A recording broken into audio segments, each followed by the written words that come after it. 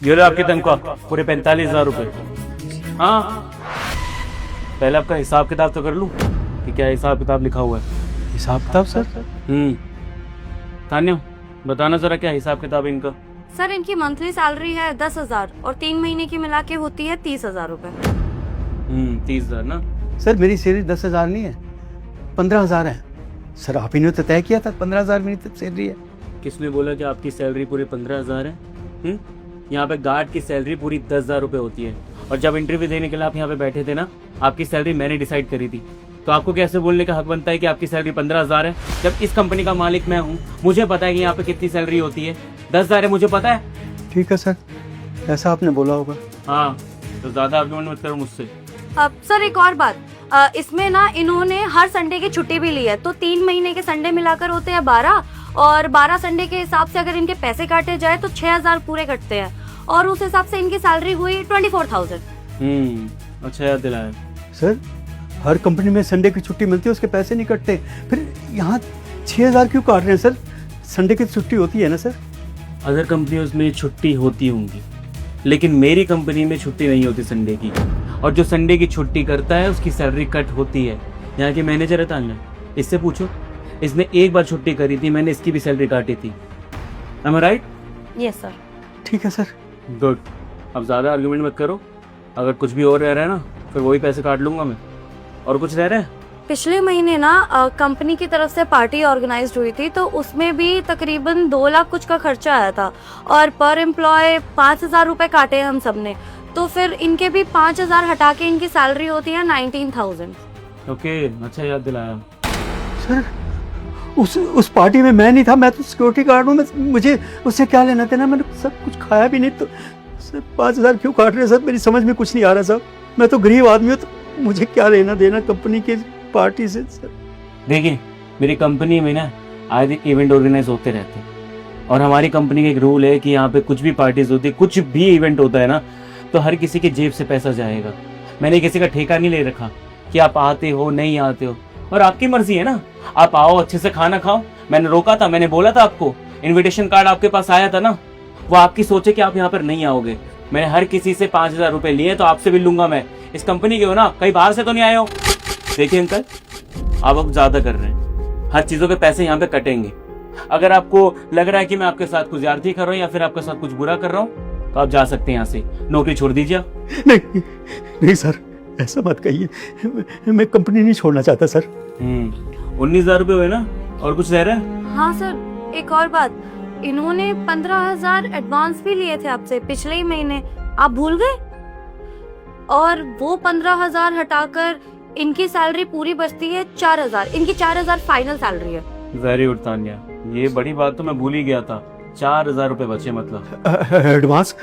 Sir मैंने जब से मैं नौकरी करूँ कोई एडवांस नहीं लिया। मैडम 15,000 एडवांस बता रही है सर। मैंने कोई एडवांस नहीं, 1 रुपया एडवांस नहीं लिया सर इस कंपनी से सर। इनफ। कैसे एडवांस लिया आपने? मेरे पास आया था एडवांस लेने के लिए। अगर किसी और के पास जाते तो शायद मुझे नहीं पता होता। आप मेरे पास आए थे, आपने मुझे कहा था कि आपके बच्चे की तबीयत खराब हो गई है, आपको पैसों की जरूरत है। मैंने अपने हाथ से आपको पूरे 15,000 रुपए दिए थे, और सच सामने आने के बाद अब मुकर रहे, झूठ बोल रहे हैं मुझसे आप। नहीं, हो सकता है एडवांस लिए हो सर। लिए होंगे, नहीं होंगे, मुझे अच्छे से याद है ना। और जो यहाँ पर लिखा हुआ है वो क्या झूठ है? 4,000 हुए ना बस। हाँ सर, 4,000।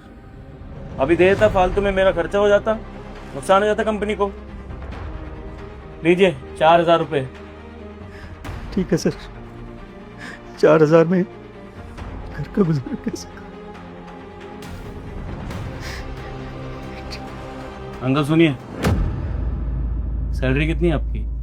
सर 10,000। 15,000 रुपये। आप ही ने तो कहा 10,000। झूठ बोला था मैंने।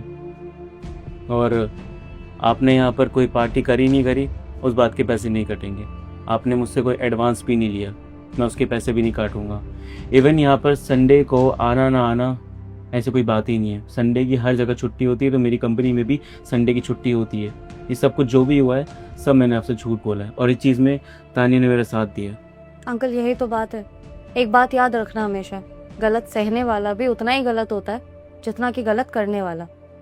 एक बात बताइए अंकल, आप यहाँ पर अपने लिए काम करते हैं, किसी और के लिए नहीं। अगर आप अपनी लड़ाई के लिए खुद आवाज नहीं उठाएंगे तो आपके लिए आवाज कौन उठाएगा? अपनी लड़ाई ना इंसान को खुद लड़नी पड़ती है, उसके बाद उसका साथ देने कोई आता है। आप अगर हार मानकर बैठ जाएंगे तो आपका साथ कौन देगा? अपनी आवाज आपको खुद बननी होगी, समझे आप? एग्जैक्टली अंकल, ये समझाना चाहता हूँ मैं। बिल्कुल सही बात बोली तानिया ने। अपने लिए आवाज़ उठाना सीखो अंकल। इतनी बड़ी उम्र में आप काम कर रहे हो ना, आप अपने लिए काम करो, किसी और के लिए नहीं। समझ गए मैं क्या कहना चाहता हूँ, क्या समझाना चाहता था आपको? सर मैं क्या करता, एचआर जो थे वो कह रहे थे तुझे नौकरी से निकलवा दूंगा सर, इसलिए मैं चुप रहा सर। मैंने कहा मेरी नौकरी ना चले, मैं छोटे छोटे बच्चे कैसे गुजारा करता सर, इसलिए मैंने उनको कुछ नहीं कहा। जो भी वो कहते थे मैं उनके सारे काम करता था सर।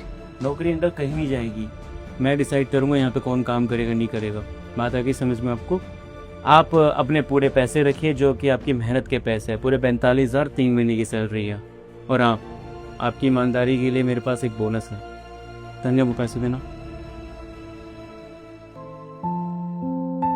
अंकल। इसमें 20,000 रुपये, इसमें 10,000 रुपये आपकी मेहनत के, जो आपने एक्स्ट्रा टाइम यहाँ पे ड्यूटी करी थी ना, एक्स्ट्रा शिफ्ट करी थी आपने, तो उस चीज़ के 10,000 रुपये, और 10,000 रुपये मेरी ओर से, क्योंकि आपने हमेशा ईमानदारी से यहाँ पे काम करा, और इस चीज़ का बोनस मैं ज़रूर देखा हूँ। रखिए 20,000। आपकी मेहनत के, एंजॉय कीजिए। बहुत बहुत धन्यवाद साहब, बहुत। लेकिन अंकल एक प्रॉमिस चाहिए मुझे। जी सर, जो आप कहेंगे वो मैं करूँगा। अपने लिए आवाज़ उठाओगे, बोलोगे सामने? जी सर, बिल्कुल। Okay uncle. अच्छा मैं कहता हूँ कि आप ना आज अपनी फैमिली के साथ बाहर डिनर करने जाना, उनको भी अच्छा लगेगा। आप अभी छुट्टी लेके जा सकते हो। आज बच्चों के साथ डिनर करने जाऊंगा, उन्हें अच्छा खाना खिलाऊंगा सर। आपकी वजह से उन्हें अच्छा खाना नसीब होगा साहब। धन्यवाद साहब।